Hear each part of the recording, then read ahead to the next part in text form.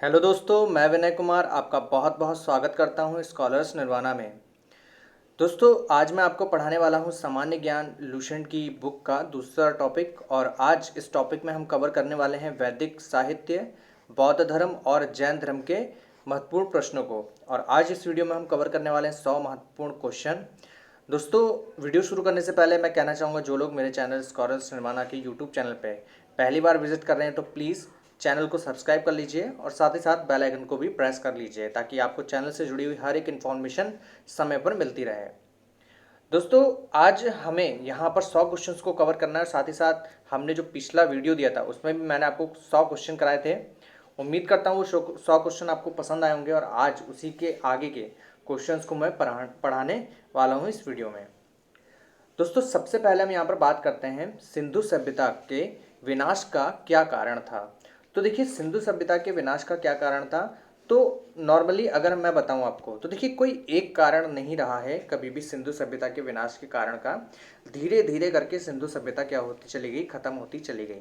और फाइनली जो हमारी लुसेंट की बुक में आंसर दे रखा है वो क्या दे रखा है, आग, मतलब जो बाढ़ थी उसके कारण क्या होती गई, सिंधु सभ्यता समाप्त हो गई। तो यहाँ पर इसका आंसर होगा बाढ़। मतलब अब यहाँ पर बाढ़ आंसर क्यों दिया गया, हम बाढ़ क्यों मानेंगे इसका। बाढ़ एक स्पेसिफिक आंसर ये है कि बाढ़ जो थी उसने फाइनली, मतलब बहुत ही भयंकर बाढ़ आई और पूरी जो सिंधु सभ्यता थी जो बिल्कुल अब खत्म होने वाली थी उसको पूरी तरीके से यहाँ पर क्या कर दिया, समाप्त कर दिया। तो याद रखिए कि जो सिंधु सभ्यता खत्म हुई उसका जो विशेष कारण क्या था, वो बाढ़ था। ठीक है, तो यहाँ पर आंसर हमारा क्या हो जाएगा, बाढ़ हो जाएगा। अगला क्वेश्चन है, सिंधु सभ्यता के लोग आग में पकी हुई मिट्टी को क्या कहते थे। तो देखिए, सिंधु सभ्यता के लोग हैं, यहाँ पर पूछा है कि जो आग में मिट्टी पकी होती थी इसको क्या नाम देते थे। तो मैं आपको बताऊंगा, देखिए यहाँ पर जो आंसर होगा इसका यह है टेराकोटा। ठीक है, क्या है, टेराकोटा। तो याद रखिए, टेराकोटा। ठीक है, ये कहते थे। और ये आग में पकी हुई क्या होती थी, मिट्टी होती थी, जिसको सिंधु सभ्यता के लोग कहते थे। ठीक है, टेराकोटा याद रखिएगा। फिर अगला क्वेश्चन है, आर्य सर्वप्रथम कहाँ पर बसे थे। तो देखिए इसका आंसर होगा, देखिए सबसे पहले आके पंजाब, ठीक है, और अफगानिस्तान, ये याद रखिए, पंजाब और अफगानिस्तान में आकर बसे थे। तो याद रखिए, आर्य सबसे पहले कहाँ बसे थे, पंजाब और अफगानिस्तान के इलाकों में। अगर आपको मान लीजिए इन दोनों में से एक आंसर देना है तो आप पंजाब को ही सही आंसर लगाइएगा। तो आर्य सर्वप्रथम कहाँ पर बसे थे, पंजाब के क्षेत्र में बसे थे। और अगर दोनों ऑप्शन में दे रखे हैं तो ये पंजाब और अफगानिस्तान दोनों ही इसका आंसर सही होगा। अगला क्वेश्चन है, आर्य कहाँ के निवासी थे। आर्य कहाँ के निवासी थे। तो देखिए, ये जो आर्य निवासी थे ये आपके भूमध्य सागरीय थे। कहाँ के थे, भूमध्य सागरीय। और इसको आंसर जो दिया जाएगा वो भूमध्य एशिया, मतलब जो मध्य एशिया, सॉरी मैं भूमध्य सागरीय बोल रहा था, मध्य एशिया इसका आंसर हो जाएगा। जो आर्य थे वो मध्य एशिया के निवासी थे। तो कहा जाता है कि जो आर्य थे वो मतलब कहाँ से आए थे, मध्य एशिया से आए थे। और वैसे तो इस पर काफ़ी विवाद चलता है, मतलब कई सारे लोग अलग अलग जगह बताते हैं। पर ये जो मध्य एशिया वाला, ठीक है, जो जिन्होंने बताया कि मध्य एशिया के निवासी थे, उनका नाम था मैक्स मूलर। ठीक है, तो मध्य एशिया का जो सुझाव दिया था वो किसने दिया था, मैक्स मूलर ने दिया था कि जो आ रहे हैं वो कहाँ के थे, मध्य एशिया के। तो याद रखिए, मैक्स मूलर। ठीक है, तो ये बात किसने कही थी, मैक्स मूलर ने कही थी। अब अगला क्वेश्चन देखते हैं, क्वेश्चन नंबर 5वां। लिखा है कि आर्यों के द्वारा विकसित सभ्यता कैसी थी। तो जो आर्यों की सभ्यता थी वो कैसी सभ्यता थी, तो एक थी ग्रामीण सभ्यता। कैसी थी, ग्रामीण सभ्यता थी। तो याद रखिएगा, कैसी सभ्यता थी, ग्रामीण सभ्यता। ठीक है, तो आर्यों की सभ्यता कैसी थी, ग्रामीण सभ्यता थी। अगला क्वेश्चन है, आर्यों की भाषा कैसी थी। तो आर्यों की जो भाषा थी वो थी संस्कृत। ठीक है, याद रखिए, आर्यों की भाषा कैसी थी, संस्कृत। आर्य संस्कृत भाषा को बोलने वाले थे। फिर इसके बाद है, आर्यों का प्रिय पशु कौन सा था। तो देखिए, आर्यों का जो प्रिय पशु था वो था घोड़ा। ठीक है, कौन सा पशु था, घोड़ा। तो याद रखिए, आर्यों का सबसे प्रिय पशु कौन सा था, घोड़ा। ठीक है, फिर इसके बाद अगला क्वेश्चन है, आर्यों का जो मुख्य व्यवसाय था वो क्या था, ये था आपका कृषि। ठीक है, कृषि करते थे। और प्रिय पशु कौन सा था, घोड़ा। तो ये क्या करते थे, पशुपालन करते थे। ठीक है, तो याद रखिए, कृषि और पशुपालन इनका क्या था, मुख्य व्यवसाय था। तो उम्मीद करता हूँ ये क्वेश्चन आपको याद हो रहे होंगे। ठीक है, इसी प्रकार से आप पूरी लुसेंट को याद कर सकते हैं। तो आर्यों का मुख्य व्यवसाय क्या था, कृषि और पशुपालन। तो ये था आपका। ठीक है, अगला क्वेश्चन। अब देखते हैं अगला क्वेश्चन क्या है। तो यहाँ पर लिखा है कि आर्यों द्वारा खोजी गई धातु कौन सी थी। तो आर्यों द्वारा जो धातु खोजी गई थी, ठीक है, तो नॉर्मली ये थी लोहा। ठीक है, नॉर्मली क्या थी, लोहा। मतलब हम आज के समय में इसको लोहा कहते हैं, पर जब उस समय खोजी गई थी तो उसको नाम दिया गया था श्याम अयस्क।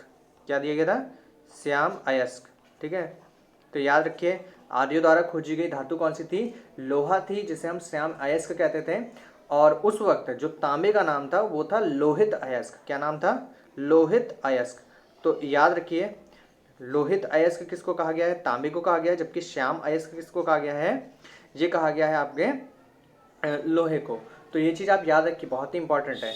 अगला क्वेश्चन है, ऋण देकर ब्याज लेने वाले व्यक्ति को क्या कहते थे। ठीक है, आर्य काल में जो ऋण लेता था व्यक्ति उसको क्या कहते थे। तो देखिए जो ऋण लेता था मतलब जो उधार लेता था, ठीक है, उसको कहते थे बेक नॉट। ठीक है, ऋण देकर ब्याज लेने वाला व्यक्ति क्या कहलाता था, बेक नॉट। ठीक है, क्या नाम है इसका, बेक नॉट। ठीक है, तो ये क्या होता था, ऋण लेकर ब्याज लेने वाला व्यक्ति, और इसको हिंदी में कहते हैं सूदखोर। ठीक है, तो सूदखोर भी उस वक्त प्रचलित था। फिलहाल आप बेक नॉट याद रखिए, बेक नॉट काफ़ी ज़्यादा इंपॉर्टेंट है। अगला क्वेश्चन है, सत्यमेव जयते कहाँ से लिया गया है। तो देखिए एक उपनिषद है जिसका नाम है मुंडकोपनिषद। ठीक है, मुंडकोपनिषद से लिया गया है सत्यमेव जयते। तो याद रखिए मुंडकोपनिषद से सत्यमेव जयते को लिया गया है। तो ये भी देखिए बहुत ही इंपॉर्टेंट क्वेश्चन है। अब आगे बढ़ते हैं अगले क्वेश्चन की तरफ। अगला क्वेश्चन है कि किस काल में निष्क और शतमान की मुद्रा थी। तो देखिए यहाँ पर कौन सी मुद्रा पूछी है, निष्क और शतमान। तो ऐसा कौन सा काल था जहाँ पर निष्क और शतमान की मुद्रा थी। तो सिंपल सी बात है, हम कौन सा पढ़ रहे हैं, उत्तर वैदिक काल पढ़ रहे हैं। तो इसका आंसर क्या हो जाएगा, उत्तर वैदिक काल। ठीक है, तो किस काल में निष्क और शतमान जैसी मुद्रा थी, तो उत्तर वैदिक काल। ठीक है, तो यहाँ पर कौन सी मुद्रा आ जाएंगी, निष्क और शतमान, ये मुद्रा कहाँ पर थी, उत्तर वैदिक काल में। अगला क्वेश्चन है, पक्की ईंटों का प्रयोग सर्वप्रथम कहाँ पर हुआ है। तो देखिए पक्की ईंटों का प्रयोग सर्वप्रथम कहाँ पर हुआ, उत्तर वैदिक काल में। ठीक है, उत्तर वैदिक काल में पक्की ईंटों का, ठीक है, प्रयोग हुआ है। तो अगला क्वेश्चन यहाँ पर भी इंपॉर्टेंट क्वेश्चन है, महाभारत का पुराना नाम क्या था। तो इसके कई सारे पुराने नाम थे। फिलहाल हमारे क्वेश्चन में जो आएगा वो आप याद रखिए जय संहिता। ठीक है, महाभारत का पुराना नाम क्या था, जय संहिता। तो ये था इसका पूरा नाम। ठीक है, जय संहिता, महाभारत का पुराना नाम क्या था, जय संहिता। फिर उसके बाद है अगला क्वेश्चन, गोत्र नामक संस्था का जन्म किस काल में हुआ था। तो देखिए गोत्र एक संस्था का नाम है और ये पूछ रहा है कि किस काल में इसका जन्म हुआ है। ठीक है, तो ये जो संस्था थी गोत्र नामक संस्था, अब हम कौन से समय की बात कर रहे हैं, हम उत्तर वैदिक काल की पढ़ रहे हैं बात।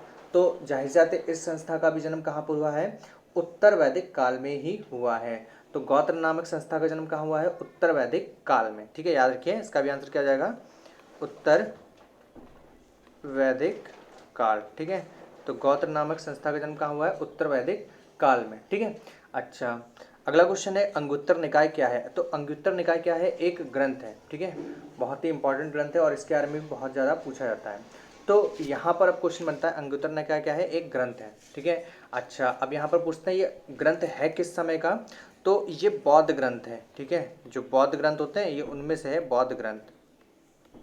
अंगुत्तर निकाय क्या है, एक बौद्ध ग्रंथ है। ठीक है, तो इसको याद रखिएगा, ये भी काफ़ी इंपॉर्टेंट है। अंगुत्तर निकाय क्या है, एक बौद्ध ग्रंथ है। ठीक है, अच्छा आगे देखते हैं।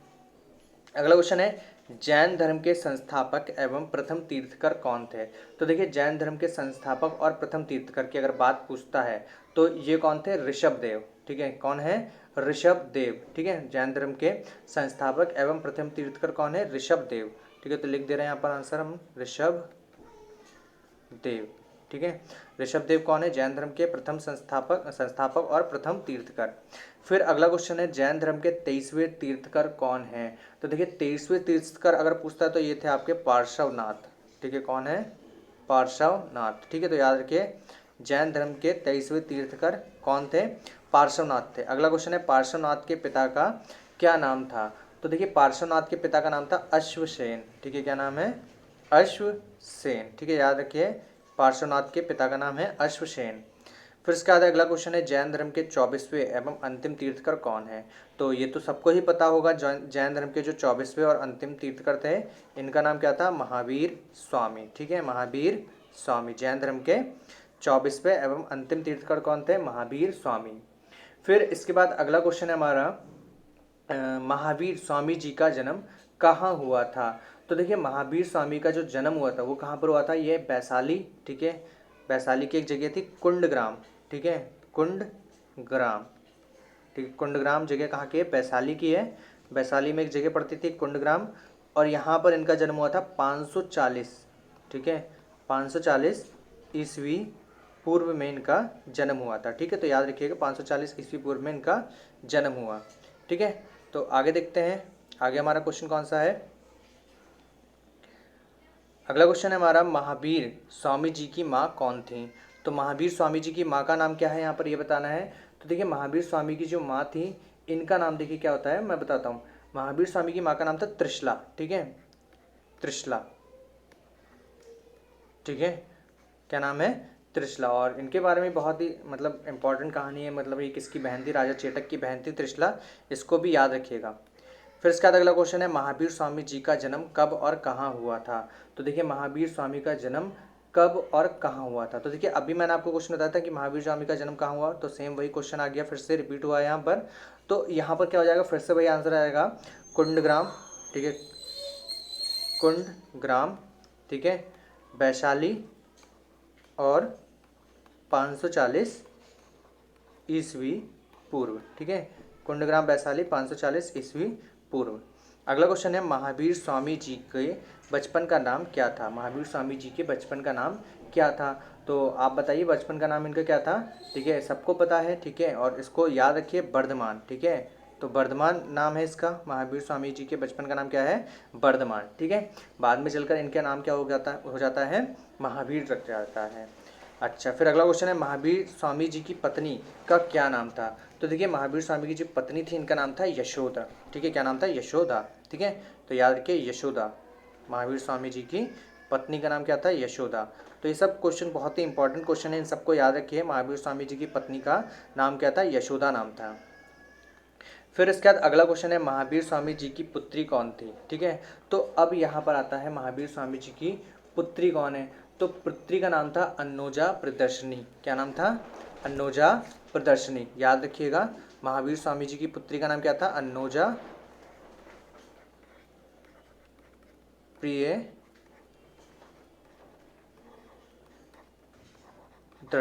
ठीक है, महावीर स्वामी जी की पुत्री का क्या नाम है, अन्नोजा प्रियदर्शिनी। ये भी आप याद रखिए, बहुत ही इंपॉर्टेंट है ये। ठीक है, और काफ़ी मतलब इंपॉर्टेंट क्वेश्चन है, और ये सभी क्वेश्चन आपको याद करने हैं। ठीक है, आप अच्छे से याद कर लीजिए इसको।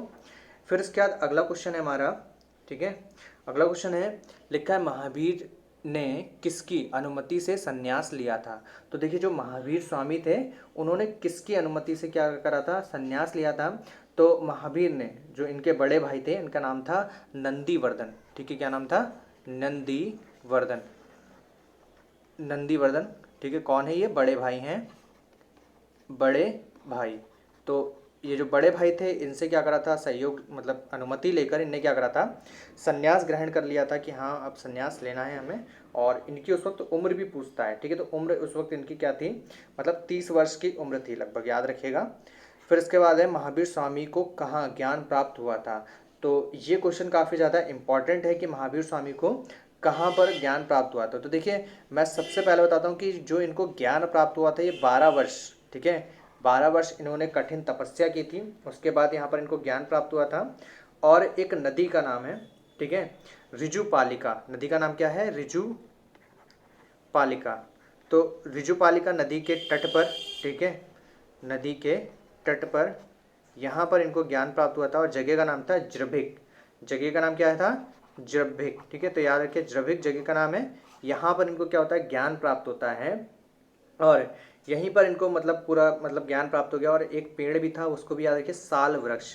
ठीक है, तो साल वृक्ष के नीचे बैठकर इन्होंने तपस्या करी थी, और यहीं पर इनको ज्ञान प्राप्त हुआ था। तो सिंपल सी बात है, महावीर स्वामी को कहाँ ज्ञान प्राप्त हुआ है, तो ऋजुपालिका नदी के तट पर जृभिक में। ठीक है, और पेड़ कौन सा है, साल का वृक्ष है, और 12 वर्ष की यहाँ पर इन्होंने कठिन तपस्या की थी, तो यहाँ पर इनको ज्ञान प्राप्त हो गया था। ठीक है। अच्छा, अगला क्वेश्चन है, महावीर ने अपना उपदेश किस भाषा में दिया था? तो महावीर स्वामी ने अपना जो उपदेश था, ठीक है, वो भाषा थी इनकी अर्धमागधी। ठीक है, अर्धमागधी। ठीक है, तो याद रखिए अर्धमागधी भाषा में दिया था, और ये एक प्रकार की प्राकृतिक भाषा है। ठीक है, याद रखिए प्राकृतिक भाषा है ये भी, अर्धमागधी काफ़ी इंपॉर्टेंट है। फिर उसके बाद है अगला क्वेश्चन हमारा कि महावीर के जो प्रथम अनुयायी थे, ठीक है, वो कौन थे? तो अभी आपको मैंने इनकी बेटी का नाम बताया था, बेटी का नाम क्या था? अन्नोजा प्रदर्शनी। क्या नाम था? अन्नोजा प्रदर्शनी। उनका विवाह, ठीक है, जिससे होता है वही, ठीक है, तो उनके दामाद हो गए, महावीर स्वामी के दामाद हो गए, तो इनका नाम था जामिल। ठीक है, क्या नाम था? जामिल। तो अन्नोजा प्रदर्शनी के जो दामाद थे जामिल, ये महावीर स्वामी के प्रथम अनुयायी बने थे। फिर इसके बाद अगला क्वेश्चन है, प्रथम जैन भिक्षुणी कौन थी? तो देखिए प्रथम जैन भिक्षुणी कौन थी? तो इनका नाम था चंपा। ठीक है, क्या नाम है? चंपा। तो याद रखिए चंपा। अरे कई बार पूछता है कि जो चंपा किसकी बेटी थी? तो एक व्यक्ति थे दधिवाहन। ठीक है, तो दधिवाहन की कौन थी? ये पुत्री थी। तो याद रखिएगा प्रथम जैन भिक्षुणी कौन थी? चंपा थी। फिर अगला क्वेश्चन है, जैन धर्म का प्रथम थेरा, जैन धर्म का प्रथम थेरा या मुख्य उपदेश क्या था? तो इसका नाम था आर्य सुधर्मा। क्या नाम है? आर्य सुधर्मा। ठीक है, जैन धर्म का प्रथम थेरा एवं मुख्य उपदेश क्या था? आर्य सुधर्मा। फिर अगला क्वेश्चन है, जैन धर्म कितने समुदायों में बट गया था? तो देखिए जैन धर्म 2 समुदायों में बटा था। ठीक है, याद रखिए एक था श्वेतांबर। ठीक है, क्या नाम है? श्वेतांबर। और दूसरा था दिगंबर। ठीक है, याद रखिएगा ये भी आंसर है, बहुत इंपॉर्टेंट। जैन धर्म कितने समुदायों में बट गए? एक श्वेतांबर और दूसरा कौन है? दिगंबर। तो याद रखिए। तो नॉर्मली आप किसी भी मतलब धर्म की बात कर लें, चाहे बौद्ध धर्म की बात कर लें, चाहे आप इस्लाम की बात कर लें, चाहे आप क्रिश्चियनिटी की बात कर लें, चाहे जैन धर्म की बात कर लें, ठीक है, ये सभी जो धर्म थे, जो नए धर्म थे, ये सभी क्या हो गए थे? आगे चल के 2 भागों में बट गए थे। तो इसमें से पहला एक क्या था? जैन धर्म था, जिसका मैंने आपको बताया श्वेतांबर और दिगंबर। तो इस प्रकार से आप इसको याद रखिए, काफ़ी इंपॉर्टेंट क्वेश्चन आपके बनते हैं एग्जाम में। ठीक है, अब आगे क्वेश्चन है कि ईश्वर की मान्यता किस धर्म में नहीं है? तो देखिए ईश्वर की जो मान्यता है वो किस धर्म में नहीं है? तो जैन धर्म में नहीं है। ठीक है, जैन धर्म में ईश्वर की मान्यता नहीं है। आत्मा की मान्यता किस धर्म में? तो इसका भी आंसर क्या हो जाएगा? जैन धर्म हो जाएगा। ठीक है, तो इस धर्म में ईश्वर की ना मान्यता होते हुए किस चीज़ की मान्यता दी गई है? आत्मा की मान्यता दी गई है। ठीक है, महावीर स्वामी किस में विश्वास रखते थे? तो देखिए महावीर स्वामी किस में विश्वास रखते थे, बताइए। ठीक है, जैन धर्म में जिसमें मान्यता होगी वही तो क्या होगा? महावीर स्वामी की मान्यता होगी। तो महावीर स्वामी ने किस में मान्यता रखी? ठीक है, आत्मा में। और आत्मा क्या होती है? पुनर्जन्म और कर्मवाद से रिलेटेड। तो यहाँ पर आंसर हो जाएगा पुनर्जन्म, ठीक है, एवं कर्मवाद। तो याद रखिए महावीर स्वामी किस में विश्वास रखते थे? पुनर्जन्म एवं कर्मवाद में विश्वास रखते थे। अगला क्वेश्चन है हमारा, ठीक है, किस जैन धर्म के सप्तभंगी ज्ञान के अन्य नाम क्या हैं? तो देखिए जैन धर्म का जो सप्तभंगी ज्ञान था, इसको कहा गया है स्यायवाद और अनेकावाद। ठीक है, तो याद रखिए स्यायवाद,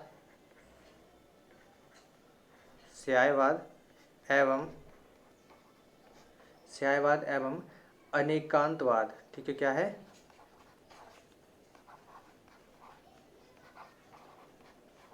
ये रहा। ठीक है, तो जैन धर्म के सप्तभंगी ज्ञान के अन्य नाम क्या हैं?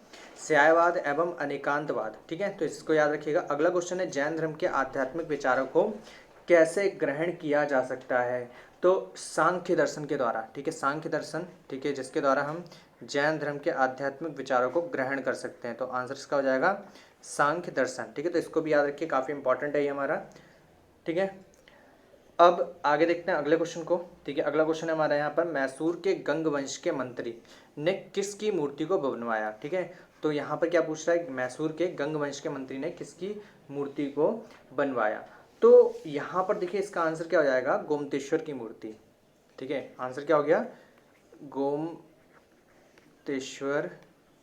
ठीक है, की मूर्ति। तो यहाँ पर आंसर क्या हो गया? गोमतेश्वर की मूर्ति। ठीक है, जिसको हम प्रसिद्ध बाहुबली की मूर्ति के नाम से भी जानते हैं। तो इसका निर्माण किसने करवाया था? मैसूर के गंग वंश के मंत्री ने। अच्छा, अगर आपसे यहाँ पर पूछ ले कि मैसूर के जो गंग वंश के मंत्री थे जिन्होंने गोमतेश्वर की मूर्ति या बाहुबली की मूर्ति का निर्माण कराया, तो देखिए इनका नाम था चामुंड। क्या नाम था? चामुंड। तो देखिए चामुंड ने यहाँ पर प्रोत्साहित करके क्या करा था? यहाँ पर मूर्ति का निर्माण करवाया था। ठीक है, तो याद रखिए मंत्री का नाम क्या था? चामुंड। ठीक है, और ये जो मूर्ति है ये कहाँ पर है? कर्नाटक में है, श्रवणबेलगोला में। कहाँ पर? कर्नाटक में, याद रखिएगा। अगला क्वेश्चन है, खजुराहो में जैन मंदिरों का निर्माण किसने किया था? खजुराहो में जैन मंदिरों का निर्माण किसने किया है? तो इसका आंसर हो जाएगा चंदेल शासकों ने। जो चंदेल राजा थे उन्होंने वहाँ पर खजुराहो में जैन मंदिरों का निर्माण करवाया था। अगला क्वेश्चन है, मौर्योत्तर युग में जैन धर्म का प्रमुख केंद्र क्या था? तो देखिए मौर्योत्तर युग जब चल रहा था उस वक्त जो जैन धर्म का प्रमुख केंद्र था वो हो गया था मथुरा। ठीक है, याद रखिए मथुरा जैन धर्म का प्रमुख केंद्र था। ठीक है, और मथुरा कला जो थी वो भी जैन धर्म से संबंधित है, याद रखिए। ठीक है, आपने सुना होगा मथुरा कला, तो मथुरा कला भी जैन धर्म से संबंधित है। अगला क्वेश्चन है कि जैन धर्म को मानने वाले राजा थे। तो देखिए जैन धर्म को मानने वाले राजाओं के यहाँ पर नाम पूछे गए हैं। तो एक राजा नहीं था, बहुत सारे राजा थे इसके। ठीक है, जिन्होंने जैन धर्म को माना था। तो यहाँ पर मैं एक एक का नाम एक एक करके बता दे रहा हूँ। ठीक है, आप इसको सुन लीजिएगा, और काफ़ी इंपॉर्टेंट है ये क्वेश्चन जो जैन धर्म को मानने वाले राजा थे उनके बारे में। तो सबसे पहले मतलब अगर मैं जैन धर्म के राजाओं की बात करूँ तो यहाँ पर एक उदयन राजा था। ठीक है, इसने क्या करा था? जैन धर्म को सबसे पहले स्वीकार किया। ठीक है, याद रखिए उदयन। ठीक है, उदयन था। ठीक है, ठीक है, फिर उसके बाद है चंद्रगुप्त मौर्य। ठीक है, चंद्रगुप्त मौर्य भी किस धर्म के थे? जैन धर्म के। ठीक है, चंद्रगुप्त मौर्य। फिर इसके बाद जो अगले राजा थे वो कलिंग के राजा थे, खारवेल। ठीक है, इनको कलिंग नरेश खारवेल कहा गया है। तो ये प्रमुख राजा मैं आपको लिखा रहा हूँ सिर्फ। ठीक है, याद रखिएगा इसको। फिर एक राजा राष्ट्रकूट वंश से था जिसका नाम था अमोघ वर्ष। ठीक है, अमोघ वर्ष, ये राष्ट्रकूट वंश से था। फिर उसके बाद एक और राजा था जिसका नाम था, मतलब क्या नाम था? शशांक। ठीक है, तो ये सब राजा थे, उदयन, चंद्रगुप्त मौर्य, खारवेल, अमोघवर्ष, और इसके अतिरिक्त जो चंदेल राजा थे। ठीक है, तो चंदेल राजा भी किसके मानने वाले थे? वो जैन धर्म के मानने वाले थे। चंदेल राजाओं ने देखिए अभी खजुराहो के मंदिरों का निर्माण भी करवाया था। तो इस प्रकार से आप क्वेश्चन याद रखिए। सभी क्वेश्चन आपको मैं इंपॉर्टेंट बता रहा हूँ जो आपके एग्जाम में सभी पूछे जा चुके हैं। अब अगला क्वेश्चन है, कल्पसूत्र के रचयिता कौन है? तो कल्पसूत्र लिखी थी भद्रबाहु ने। किसने लिखी है? भद्रबाहु ने। कल्पसूत्र किसने लिखी है? भद्रबाहु ने। अगला क्वेश्चन है, जैन तीर्थकरों की जीवनी किसमें वर्णित है? तो देखिए जैन तीर्थकर के बारे में पूछ रहा है कि जो जैन तीर्थकर हैं इनकी जीवनी किसमें वर्णित है? तो देखिए जो जैन तीर्थकर थे इनकी जो मतलब जो जीवनी थी, जो अभी मैंने आपको ग्रंथ बताया भद्रबाहु। ठीक है, भद्रबाहु ने कौन सा ग्रंथ लिखा? कल्पसूत्र। तो यहीं पर सभी जैन तीर्थकरों की क्या थी? जीवनी वर्णित है। तो ये आंसर क्या हो जाएगा? कल्पसूत्र। और कल्पसूत्र के रचयिता कौन है? भद्रबाहु। अगला क्वेश्चन है, इंपॉर्टेंट क्वेश्चन है। ठीक है, इस पर स्टार लगा लीजिए। ठीक है, अधिक से अधिक बार पूछा गया इसको। महावीर स्वामी की मृत्यु कब हुई थी? तो देखिए महावीर स्वामी की जो मृत्यु हुई थी, सबसे पहले तो याद रखिए 72 वर्ष की आयु के थे महावीर स्वामी जब इनकी मृत्यु हुई। कितने समय के थे? 72 वर्ष के। और दूसरी बात, इनकी जो मृत्यु है उसको मृत्यु नहीं कहते, उसको बोलते हैं निर्वाण प्राप्ति। क्या बोलते हैं? निर्वाण प्राप्ति। ठीक है, और तीसरी बात, इनका जो सन है वो है 468 ईस्वी पूर्व। क्या है? 468 ईस्वी पूर्व। इस समय क्या होता है? इनकी मृत्यु होती है। और जगह का नाम अगर आप पूछ लें, ठीक है, तो जगह है आपकी पावापुरी। पावापुरी आपका कहाँ पड़ता है? बिहार में पड़ता है। ठीक है, पावापुरी कहाँ पड़ता है? बिहार में। एक जगह है राजगीर। ठीक है, क्या जगह है? राजगीर। ठीक है, तो पावापुरी, बिहार, राजगीर, इस तरीके से आप इसको याद कर सकते हैं। अगला क्वेश्चन है, 46वां क्वेश्चन है, महावीर को कहाँ निर्वाण प्राप्त हुआ था? तो देखिए महावीर स्वामी को कहाँ पर निर्वाण प्राप्त हुआ है? तो अभी मैंने आपको बताया कहाँ पर निर्वाण प्राप्त हुआ है, बता दीजिए। ठीक है, तो एक व्यक्ति थे, ठीक है, जिनका नाम था सृष्टिपाल। क्या नाम है? सृष्टिपाल। ठीक है, तो सृष्टिपाल ये कहाँ के राजा होंगे? ये आपके पावापुरी और मतलब राजगीर के राजा होंगे। ठीक है, यहीं पर ही क्या करते हैं, मतलब आते हैं। ठीक है, इन्हीं के महल में, यहीं पर क्या होता है, इन्हीं की जगह पे यहाँ पर सृष्टिपाल को क्या होता है, मतलब महापरिनिर्वाण प्राप्त हो जाता है। तो ये जो सृष्टिपाल है ये कहाँ के राजा हैं? मल्ल राजा। ठीक है, मल्ल जगह के राजा हैं ये। ठीक है, तो याद रखिए मल्ल राजा है ये शिस्तिपाल, यहीं पर क्या होता है, इनको निर्वाण प्राप्त हो जाता है। अगला क्वेश्चन है ऐत्रेय ब्राह्मण किस वेद का है। तो देखिए ऐत्रेय जो ब्राह्मण है वो किस वेद का है ये पूछा गया है। तो ये ऋग्वेद का है। किसका है? ऋग्वेद। ठीक है, याद रखिए ऋग्वेद। ठीक है, तो ऐत्रेय ब्राह्मण किस वेद का है? ऋग्वेद का है। ठीक है, अगला क्वेश्चन है हमारा ऋग्वेद के कितने मंडल में दशराग युद्ध वर्णित है। तो देखिए 10 राग का वर्णन किस युद्ध में किया गया है, ये यहाँ पर क्वेश्चन पूछ रहा है। तो काफ़ी इंपॉर्टेंट है, जो ऋग्वेद के किस मंडल में दशराग का, ठीक है, वर्णन है। तो दशराग जो युद्ध है वो आपके 7वें मंडल में दिया गया है। ठीक है, कौन से मंडल में? 7वें मंडल में दिया गया है इसका युद्ध के बारे में, दशराग युद्ध के बारे में। अगला क्वेश्चन है सुदास एवं 10 जनों के मध्य कौन सा युद्ध हुआ। तो सेम दशराग युद्ध हुआ था। ठीक है, दशराग युद्ध हुआ था। ठीक है, तो याद रखिए कहीं कहीं पे इसको दशराग बोलता है, कहीं कहीं पे दशराज युद्ध बोलता है। तो ये आपके लिए याद करने लायक है। ठीक है, फिर अगला क्वेश्चन है दशराग युद्ध कहाँ पर हुआ था। तो देखिए दशराग युद्ध हुआ था परुष्णी नदी के तट पर हुआ था। ठीक है, याद रखिए परुष्णी नदी के तट पर दशराग युद्ध हुआ था। तो यहाँ पर याद रखिए परुष्णी नदी, ठीक है, इस नदी के तट पर क्या होता है? दशराग युद्ध होता है। और ये जो दशराग युद्ध है, ठीक है, तो ये एक सुदास और 10 राजाओं जो होते हैं उनके बीच में होता है। और यहाँ पर जो सुदास होता है वो जीत जाता है। और ये युद्ध किसके बीच में होता है? तो ये युद्ध होता है विश्वामित्र और दूसरे राजा कौन थे? वेद व्यास थे, पता नहीं, विश्वामित्र और वशिष्ठ। हाँ, विश्वामित्र और वशिष्ठ के मतलब आपसी मतभेद के कारण होता है। ठीक है, तो और दूसरी बात यहाँ पर जो परुष्णी नदी है, ठीक है, यह आज के समय में रावी नदी है। ठीक है, कौन सी नदी है? रावी नदी है परुष्णी नदी आज के समय में। पहले के समय में इसको क्या बोलते थे? परुष्णी नदी बोलते थे। अगला क्वेश्चन है आर्यों द्वारा पुरोहित को दान में क्या दिया जाता था। तो देखिए भूमि दान में दी जाती थी। याद रखिए क्या दी जाती थी?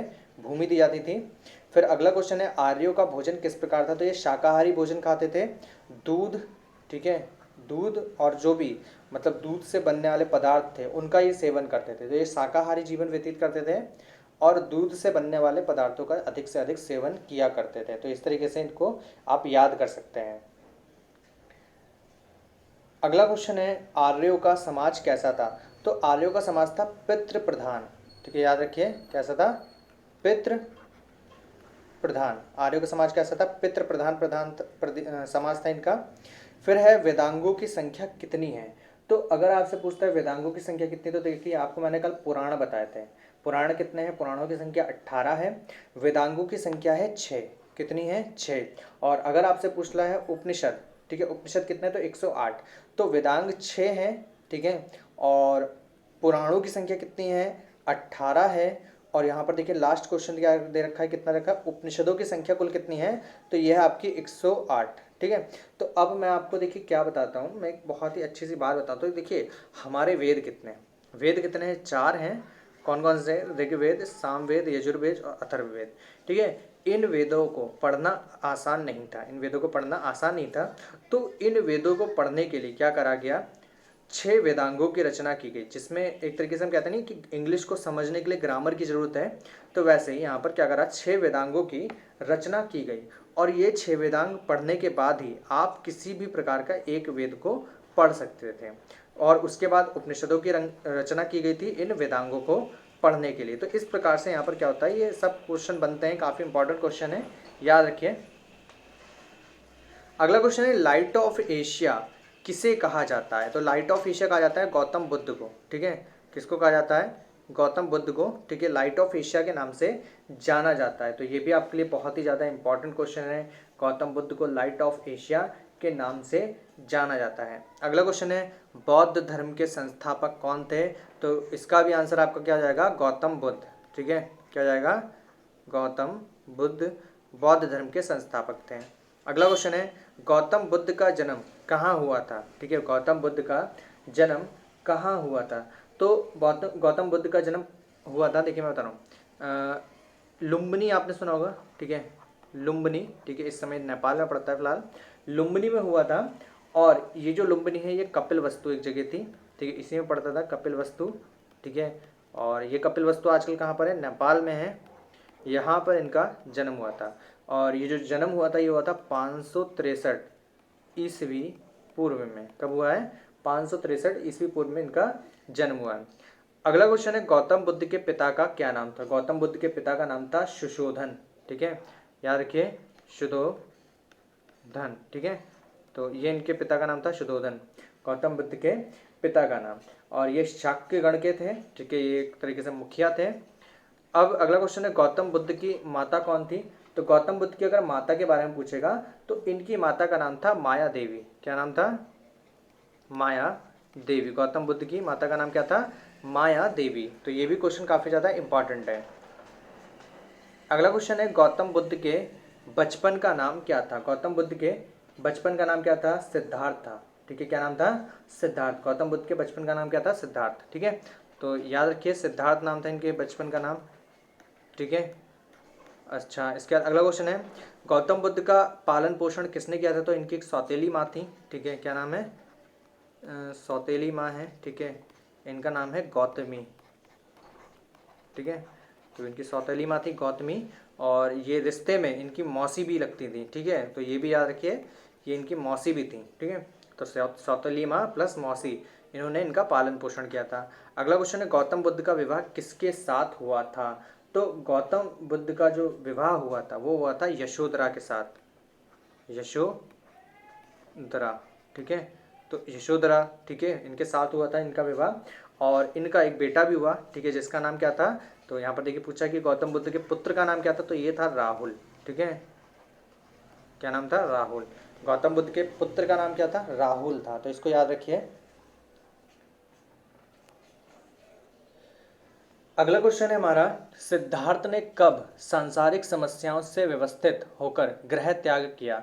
तो देखिए, सिद्धार्थ कौन है? गौतम बुद्ध हैं, और यही पूछ रहा है कि इन्होंने कब ग्रह को त्याग कर दिया। ठीक है, तो यहाँ पर देखिए क्या होता है, यहाँ पर आपने सुना होगा एक कहानी की, एक बार जो गौतम बुद्ध थे, मतलब जो सिद्धार्थ थे, वो अपने मतलब राज्य जो कपिलवस्तु था इसकी सैर पर निकलते हैं, और वहाँ पर उन्होंने 4 दृश्य देखे। एक बूढ़ा व्यक्ति, एक बीमार व्यक्ति, एक शव और एक सन्यासी। ठीक है, तो उनसे उनसे देखकर अपने जो मतलब जो सारथी थे उस वक्त, जो घोड़ा चला रहे थे, टांगा चला रहे थे, उनसे पूछा कि ये सब क्या है? तो उन्होंने इसके बारे में बताया। और वहीं पर क्या होता है, सभी सांसारिक समस्याओं से व्यथित होकर, मतलब परेशान होकर, उन्होंने उस वक्त फैसला लिया। और उस वक्त वो कितने साल के थे? 29 वर्ष के थे, मात्र 29 वर्ष के थे जब उन्होंने ये फैसला लिया और अपने ग्रह को छोड़ दिया। जिसे बौद्ध धर्म में महाभिनिष्क्रमण कहा गया। तो देखिए, गृह त्याग को क्या बोला गया है? महाभिनिष्क्रमण। क्या कहा गया है? महाभिनिष्क्रमण कहा गया है बौद्ध धर्म में। ठीक है, तो इसको याद रखिए। अगला क्वेश्चन है, सिद्धार्थ के प्रथम गुरु कौन थे? तो देखिए, सिद्धार्थ के जो प्रथम गुरु थे इनका नाम था आलार कलाम। ठीक है, आलार कलाम सिद्धार्थ के प्रथम गुरु थे। ये यहाँ पर लिख देना हम, आलार कलाम सिद्धार्थ के प्रथम गुरु थे। ठीक है, तो इसको भी याद रखिए, सिद्धार्थ के प्रथम गुरु कौन थे। ठीक है, तो ये भी काफ़ी ज़्यादा इंपॉर्टेंट है, और यहीं से यहाँ पर सिद्धार्थ को सांख्य दर्शन की शिक्षा ये देते हैं। अगला क्वेश्चन है, आलार कलाम के बाद सिद्धार्थ के दूसरे गुरु कौन थे? देखिए, जब आलार कलाम से मतलब पूरी शिक्षा मिल जाती है तो इन्होंने मतलब एक और गुरु इनको शिक्षा देते हैं, जिनका नाम था रुद्र करामुक्त। नाम क्या है? रुद्र करामुक्त। ठीक है, तो यहाँ पर सिद्धार्थ के दूसरे गुरु कौन हो गए? रुद्र करामुक्त। तो पहले गुरु आलार कलाम थे, जिन्होंने सांख्य दर्शन का ज्ञान सिद्धार्थ को दिया था, और फिर दूसरे गुरु जो थे, ठीक है, ये कौन थे? रुद्र करामुक्त। और यहाँ से इन्होंने शिक्षा ग्रहण की, और ये कहाँ के थे? ये राजगीर के थे। कहाँ के थे? राजगीर के। ठीक है, तो इसको भी याद रखें। अगला क्वेश्चन है, सिद्धार्थ को कहाँ ज्ञान प्राप्त हुआ था? तो देखिए, सिद्धार्थ को जो ज्ञान प्राप्त हुआ था वो क्या आपको सबको पता है? ठीक है, जब सिद्धार्थ मतलब ने क्या करा, जब इन्होंने, देखिए मैंने महावीर स्वामी के बारे में बताया था, उन्होंने कितने वर्ष की तपस्या की? 12 वर्ष की। और सिद्धार्थ ने 6 वर्ष की तपस्या की, और उस वक्त इनकी आयु थी 35 वर्ष। तो देखिए, 6 वर्ष की आयु, 6 वर्ष की तपस्या और 35 वर्ष की यहाँ पर क्या है? आयु है।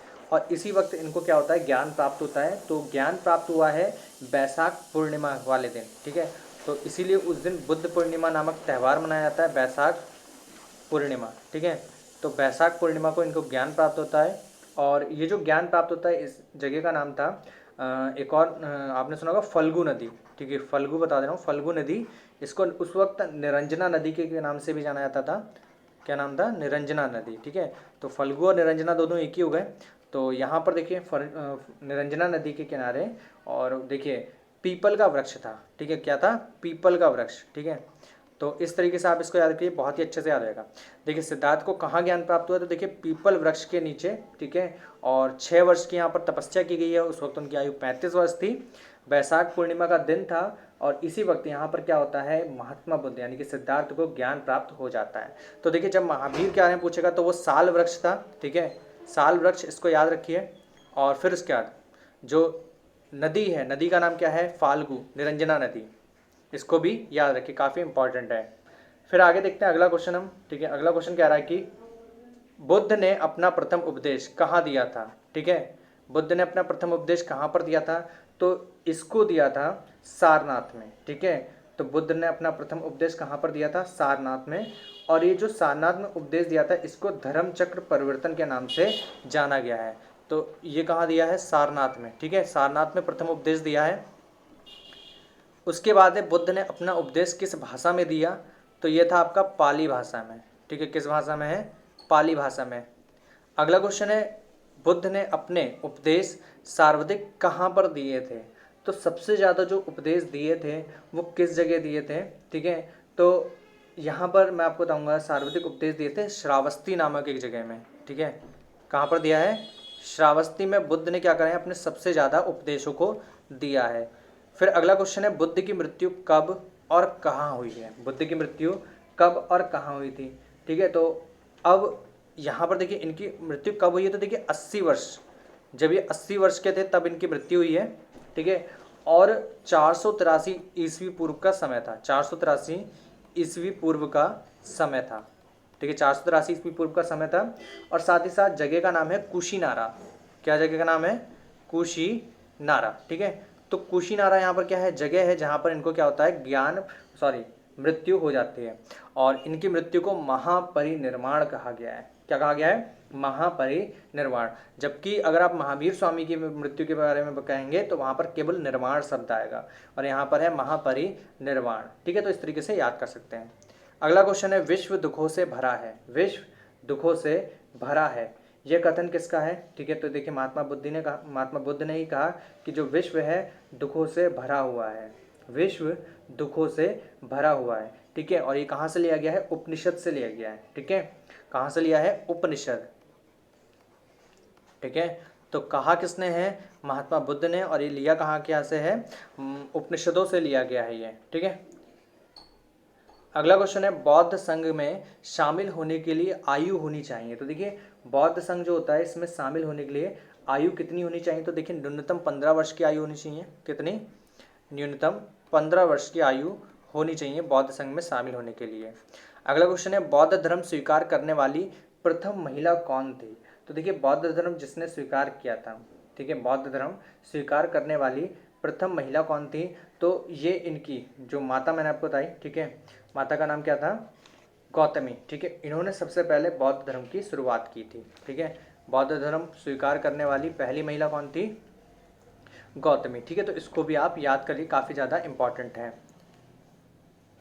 लिख दे रहा हूँ मैं यहाँ पर आंसर, गौतमी, ठीक है। तो ये कौन थी? इनकी सौतेली माँ थी और मौसी भी यही थी, ठीक है। तो याद रखिए। और इसके बाद आगे क्वेश्चन देखते हैं। आगे क्वेश्चन है हमारा पुनर्जन्म किस धर्म की मान्यता है? तो देखिए बौद्ध धर्म की है, ठीक है। पुनर्जन्म किस धर्म की मान्यता है? तो बौद्ध धर्म की है। फिर बौद्ध धर्म के त्रिरत्न होते हैं। तो देखिए इसके त्रिरत्न होते हैं, एक तो होता है बुद्ध, ठीक है, दूसरा होता है धम्म, ठीक है, और उसके बाद होता है संघ। तो बुद्ध, धम्म और संघ इसके क्या होते हैं? त्रिरत्न होते हैं। फिर आगे देखते हैं, आगे क्वेश्चन हमारे और हैं, ठीक है। बस खत्म होने वाली है वीडियो। और आगे देखते हैं, लिखा है कि बौद्ध धर्म को कितने भागों में बांटा गया? तो देखिए बौद्ध धर्म आगे चल के 2 भागों में बढ़ जाता है। एक होता है हीनयान, ठीक है, याद रखिए कौन सा है? हीनयान है। और दूसरा कौन सा है? महायान, ठीक है, हीनयान और महायान। तो इस 2 भागों में क्या होता है? बौद्ध धर्म बढ़ जाता है। अच्छा, मैंने जब जैन धर्म के बारे में बताया था तो जैन धर्म के कौन से 2 भाग थे? एक तो था श्वेतांबर और दूसरा था दिगंबर। और यहाँ पर बौद्ध धर्म किस में बढ़ गया? देखिए हीनयान और महायान में बढ़ गया। अगला क्वेश्चन है बौद्ध धर्म का सबसे पवित्र त्यौहार कौन सा है? तो देखिए आपको मैंने बताया था इनको मतलब कहाँ पर ज्ञान प्राप्त हुआ था, तो देखिए बैसाख पूर्णिमा के दिन ज्ञान प्राप्त हुआ था, तो उसी को ठीक है सबसे पवित्र त्यौहार मानते हैं और उसको मनाते हैं बुद्ध पूर्णिमा। ठीक है, क्या होता है? बुद्ध पूर्णिमा। इस दिन क्या होता है, इन्हें ज्ञान प्राप्त होता है और यहाँ पर क्या मनाया जाता है? बुद्ध पूर्णिमा मनाया जाता है, सबसे प्रमुख त्यौहार है। ठीक है, बौद्ध धर्म का सबसे प्रमुख त्यौहार है। अगला है गौतम बुद्ध की प्रथम मूर्ति कब बनी थी? तो देखिए गौतम बुद्ध की जो प्रथम मूर्ति थी ये बनी थी मथुरा कला के अंतर्गत। ठीक है, कब बनी है? मथुरा कला के अंतर्गत गौतम बुद्ध की प्रथम मूर्ति बनी है। अगला क्वेश्चन है छठी शताब्दी में वत्स महाजनपद की राजधानी थी। ठीक है, तो ये तो फिलहाल मुझे ऐसा लग रहा है गलत हो गया है। ठीक है, तो छठी शताब्दी ईस्वी में हाँ तो गया वत्स महाजनपद की राजधानी इसकी मैं बता था किसकी राजधानी थी, ये होगी कौशंबी की। ठीक है, कौशंबी। ठीक है, तो यहाँ लिखा है ना कि छठी शताब्दी में वत्स महाजनपद की राजधानी थी, तो देखिए वत्स महाजनपद किसकी राजधानी थी ऐसा होना चाहिए, तो ये कौशंबी की राजधानी थी, याद रखिएगा। अगला है किस ग्रंथ के अनुसार पुष्यमित्र शुंग ने अश्वमेघ यज्ञ किए थे? तो देखिए इंपॉर्टेंट लगा लीजिए पहले तो इस पे। ठीक है, कि पुष्यमित्र शुंग ने जो अश्वमेघ यज्ञ किए थे इसकी जानकारी हमें किससे मिलती है? तो इसका आंसर है महाभाष्य। ठीक है, महाभाष्य। महाभाष्य से क्या होता है, हमें जानकारी मिलती है पुष्यमित्र शुंग के 10 राग अश्वमेघ यज्ञ की। चौल वंश का संस्थापक कौन था? तो देखिए इसका नाम था विजयालय। क्या नाम था? विजयालय। चौल वंश का संस्थापक कौन था? विजयालय। ठीक है, याद रखिए। फिर इसके बाद अगला क्वेश्चन है ऋग्वेद में शिव के लिए किस देवता का उल्लेख है? तो देखिए ऋग्वेद में शिव के लिए रुद्र का उल्लेख है। ठीक है, रुद्र का उल्लेख किया गया है। फिर इसके बाद है लिंग पूजा का सबसे पहला वर्णन किस में मिलता है? ठीक है, तो ये जो लिंग पूजा है इसका सबसे पहला वर्णन मिलता है मत्स्य पुराण में। किसमें मिलता है? मत्स्य पुराण में। ठीक है, तो कल मैंने मत्स्य पुराण के बारे में भी बताया था, और याद रखिए कि मत्स्य पुराण में सबसे पहले किसका वर्णन मिलता है? लिंग पूजा का। अच्छा, आप मुझे एक और चीज़ बताइए कि मत्स्य पुराण किस मतलब वंश से संबंधित है? कल मैंने आपको बताया था मत्स्य पुराण किस वंश से संबंधित है, तो आप इसको कमेंट करके बताइए। ठीक है, कमेंट करके बताएंगे अच्छा लगेगा। ठीक है, तो याद रखिए मत्स्य पुराण। ठीक है, चलिए मैं ही बता दे रहा हूँ, आंध्र सातवाहन वंश से थी। ठीक है, तो ज़्यादा दिमाग में जोर मत डालिए, बस याद कीजिए। अगला क्वेश्चन है कापालिक संप्रदाय के इष्ट देव कौन थे?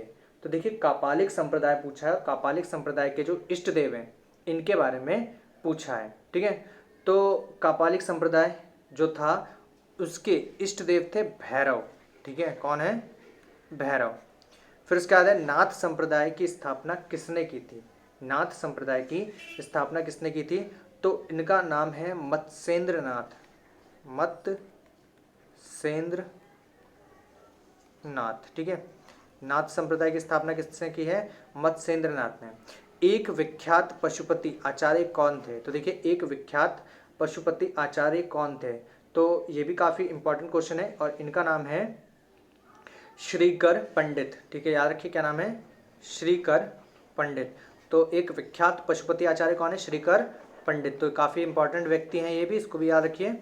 फिर इसके बाद एलोरा के प्रसिद्ध कैलाश मंदिर का निर्माण किसने करवाया था? तो बहुत ही इंपॉर्टेंट क्वेश्चन है। ठीक है, तो सबसे पहले मैं आपको बताऊंगा एलोरा के प्रसिद्ध कैलाश मंदिर का निर्माण करवाया था कृष्ण प्रथम ने। ठीक है, किसने करवाया है? कृष्ण प्रथम ने। और एक किस वंश का राजा था? तो ये आपके राजा थे क्या नाम था? राष्ट्रकूट वंश के। ठीक है, तो जो राष्ट्रकूट वंश था इस वंश के राजा थे ये। ठीक है, तो ये भी याद रखिएगा। फिर आप बस थोड़े सा और रह गए क्वेश्चन कंप्लीट करिए। ठीक है, बहुत मेहनत करनी है हमें। फिर उसके बाद है राज राजेश्वर। ठीक है, जिसको वृद्धेश्वर के मंदिर का जिसने वृद्धेश्वर का मंदिर का निर्माण करवाया। ठीक है, राज राजेश्वर जिसने क्या करा है? वृद्धेश्वर के मंदिर का निर्माण करवाया। तो देखिए इसको राज राजेश्वर मंदिर भी बोलते हैं और वृद्धेश्वर के मंदिर के नाम से भी जाना जाता है। तो देखिए इसको बोलते हैं राजा राज प्रथम।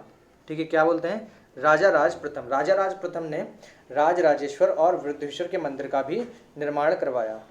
अगला क्वेश्चन है विष्णु के 10 अवतारों का वर्णन किसमें मिलता है? तो देखिए विष्णु के जो 10 अवतार हैं इसका वर्णन मिलता है मत्स्य पुराण में। किसमें मिलता है? मत्स्य पुराण में। ठीक है, याद रखिए मत्स्य पुराण में इसका वर्णन मिलता है। अगला क्वेश्चन है वैष्णव धर्म के प्रवर्तक कौन थे? वैष्णव धर्म के प्रवर्तक कौन थे? तो देखिए वैष्णव धर्म के जो प्रवर्तक थे इनका नाम था कृष्ण। क्या नाम था? कृष्ण। ठीक है, तो याद रखिए वैष्णव धर्म के प्रवर्तक कौन थे? कृष्ण थे। और कृष्ण ने ये मतलब कहाँ पर जन्म हुआ था इनका? मथुरा। ठीक है, इनका जो जन्म स्थान है ये मथुरा है, बताया गया है। और मतलब ये किस स्थान के थे? मथुरा के थे। और यहाँ पर वृषण कबीले से संबंधित थे। ठीक है, तो याद रखिए वृषण कबीले से ये संबंधित थे। तो इतना याद रखिए आप, बहुत ही इंपॉर्टेंट है। मथुरा जन्म स्थान नहीं है ये, मतलब जहाँ के निवासी थे। ठीक है, इस्लाम धर्म के प्रवर्तक कौन थे? तो सिंपल सा क्वेश्चन है, इस्लाम धर्म के प्रवर्तक कौन थे?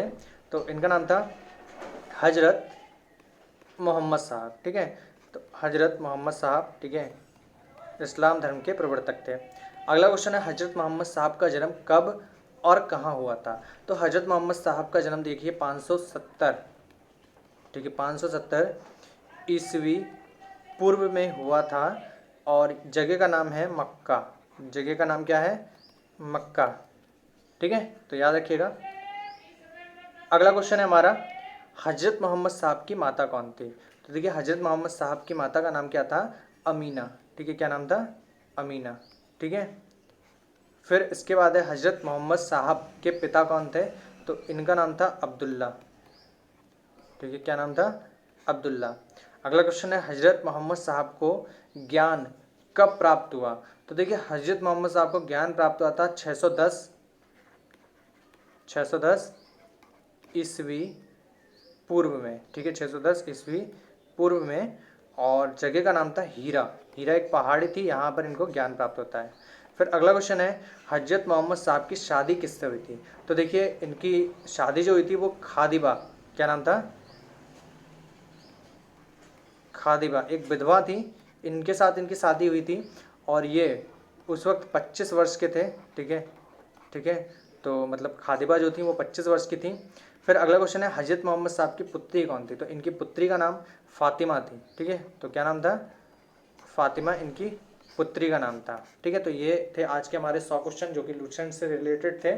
इन क्वेश्चंस को याद करने के बाद आपको लुसेंट को याद करने में बहुत ज़्यादा आसानी होगी और आप बहुत ही अच्छे तरीके से आप इसको याद कर सकते हैं। ठीक है, तो ये हमने आज अपने क्वेश्चंस को कंप्लीट किया। और अगर आप हमें फॉलो करना चाहते हैं तो आप हमें यूट्यूब पे फॉलो कर सकते हैं, सब्सक्राइब कर सकते हैं और लाइक कर सकते हैं इस वीडियो को। साथ ही साथ फेसबुक पे फॉलो कीजिए हमें, व्हाट्सएप पे ग्रुप में ज्वाइन करिए, इंस्टाग्राम पे भी फॉलो कीजिए और टेलीग्राम पे भी आप हमें फॉलो कर सकते हैं। तो ये हमारे सभी जगह पर हम क्या करते हैं, मौजूद हैं इस वक्त। ठीक है, आप हमें कहीं पर भी फॉलो कर सकते हैं आसानी से। साथ ही साथ अगर आपको ये वीडियो पसंद आया तो प्लीज़ वीडियो को लाइक कीजिए, चैनल को सब्सक्राइब कीजिए। ठीक है, खासकर यूट्यूब चैनल को सब्सक्राइब कर लीजिए, बेल आइकन को प्रेस कर लीजिए ताकि आपको चैनल से जुड़े हुए हर एक नोटिफिकेशन समय पर मिल सके। आज के लिए वीडियो में यहीं पर रुकते हैं और कल मिलते हैं आपको नए क्वेश्चंस के साथ। तब तक के लिए धन्यवाद।